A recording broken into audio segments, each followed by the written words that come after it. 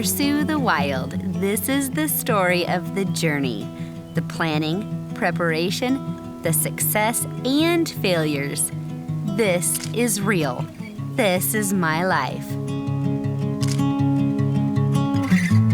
My name is Kristy Titus, and there's not a time in my life that I wasn't in the backcountry, riding mules, hunting, fishing, or shooting guns with my family.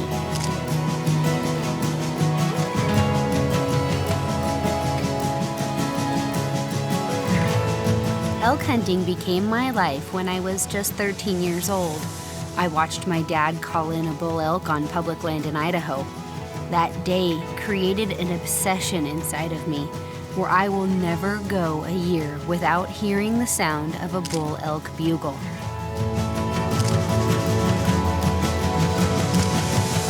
We are a blue-collar, small-town working family. My dad still works, so he only gets to go on 1 or maybe 2 hunting trips a year. Archery elk season has become the one hunt that we always make time to spend together.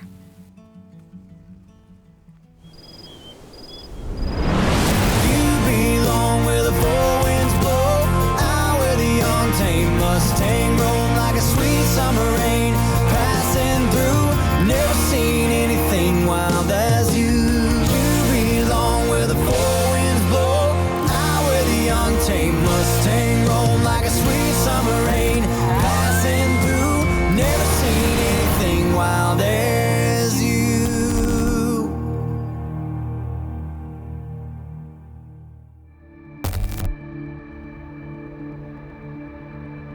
Being on the mountain with elk is what I live for, and there's nothing I would rather do than bow hunt elk. For me, it's all about getting close. When I hear a big bull bugle, I know in that moment that I get to chase my dream.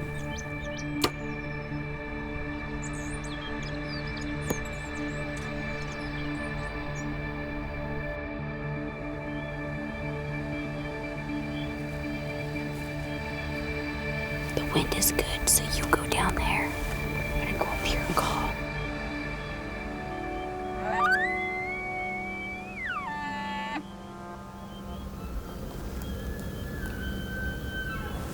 That's a big bull. I think he's coming in. That ain't what I wanted to say.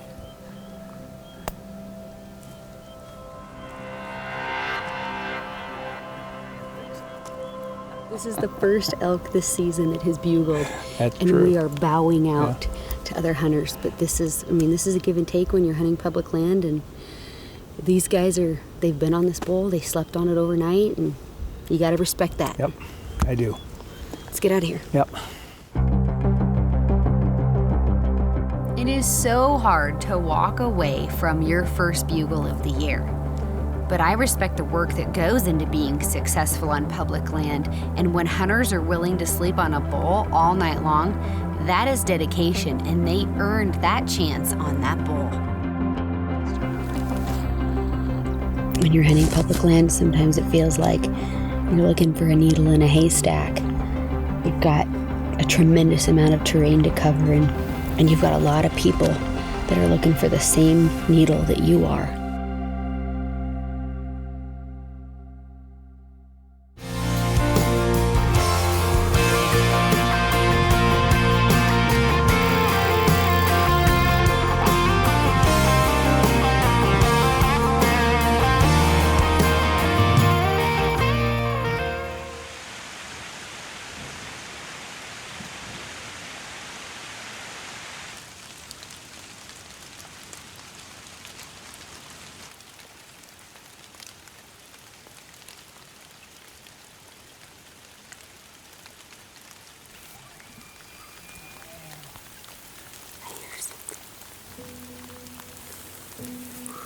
Go set up with those rocks right there. I'm gonna go back here and call. Okay.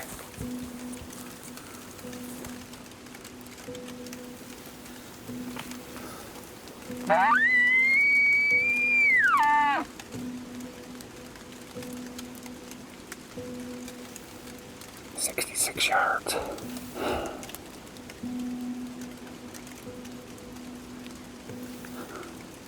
I need 10 more yards on him.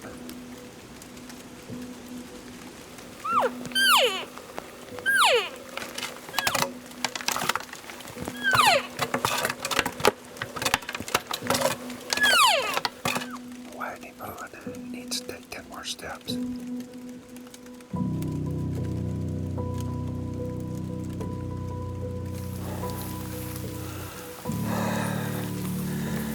What happened? Stopped at 66 yards, quartering to me, which I'm not going to take a shot like that. No. I'd had a thread needle, but he stood there for 10 minutes.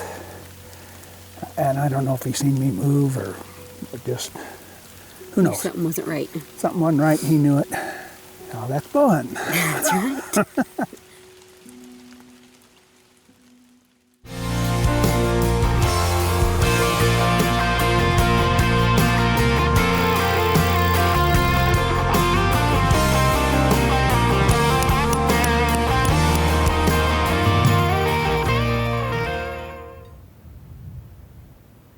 I've tried everything. Aggressive elk calling, location calling. So here we sit, looking at this nasty, big ol' hole that nobody in their right mind wants to crawl into. And that means there's elk down there. So that means we are going to hike our guts out today.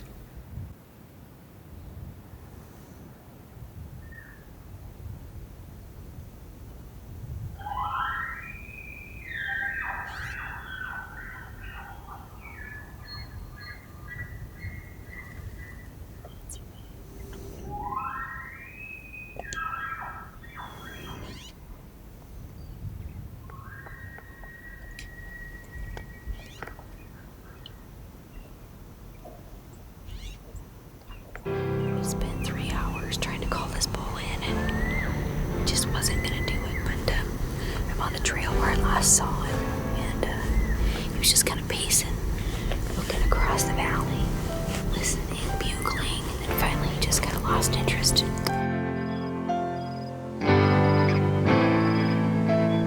You've got to be willing to put in the extra miles and hours on the mountain, all with the hopes of seeing or hearing them, because the few herds of elk that you do encounter are constantly on the move, trying to escape from public hunting pressure and from rut pressure. Things are real slow right now. We're not seeing a lot, but literally with a blink of an eye, our luck could change, and we just got to keep putting on those miles and using our glass to look for elk, using our bugles to try to get them to locate, and with any luck, we'll find that needle in this haystack and go home with a bull.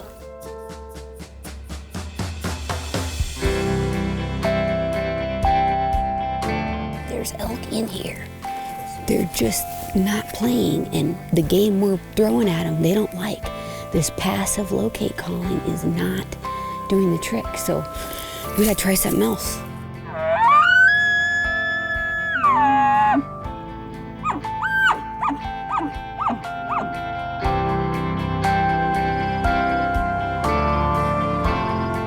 I think it's half a dozen elk, but at this distance and how dark it is, I see them. right above those rims. Yeah, I There's see about it. 6 of them, and they're just milling around feeding.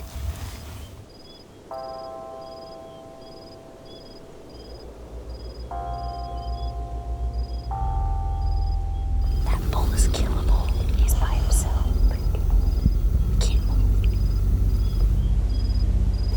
That bull's right above us. We don't have wind. We're gonna have to go over to that next draw, stay low here, and then pop out and try to call him up across this way.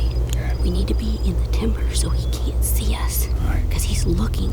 I just watched him walk through that opening looking. When you see a bull, everything in you wants to go after him. But when he won't locate and you know he's going to bed, sometimes the best strategy is plain old patience.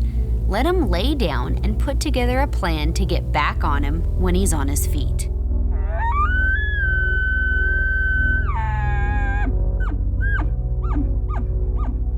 I'm hesitant to go down anymore. It's opened up so much, and those elk could be anywhere in here. Just sit here maybe for an hour and then bugle. Yeah.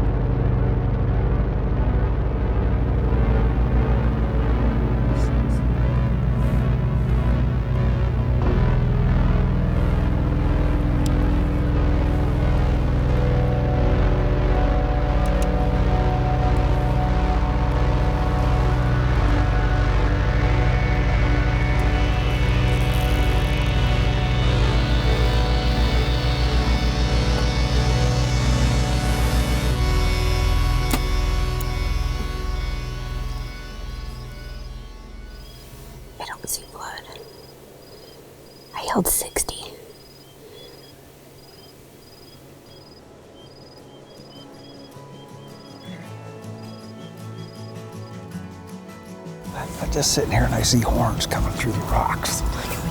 You never see that. No, that's not natural. Well, I'm limb, and that's it. Game over. I have dried blood on him because this is the arrow I shot my deer with this year. And I wanted to shoot my elk with it, but clean miss.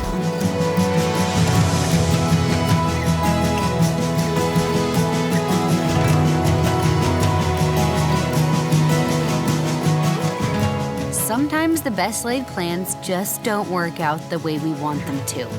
But at the end of this hunt, I am blessed. We have the unique freedom to climb these mountains in pursuit of elk. My dad and I had some exciting close calls, moments that we're sure to remember for the rest of our lives.